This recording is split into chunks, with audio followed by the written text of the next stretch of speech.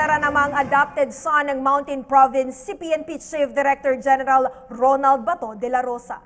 Sa isinagawang Cultural Adoption Rights kasabay ng 50th Foundation Day ng Mountain Province, pinangalanan si PNP Chief de la Rosa bilang muling nang ibig sabihin ay unbreakable one at firm sa salita ng mga igorot.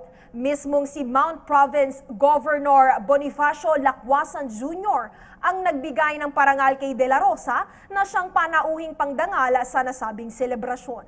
Ayon kay Governor Lacwasan, pinili nila ang igorot name na muling para kay PNP Chief De La Rosa dahil sa katatagan nito sa kampanya ng gobyerno laban sa illegal na droga, gayon rin sa ginagawang cleansing ngayon sa hanay naman ng pambansang pulisya.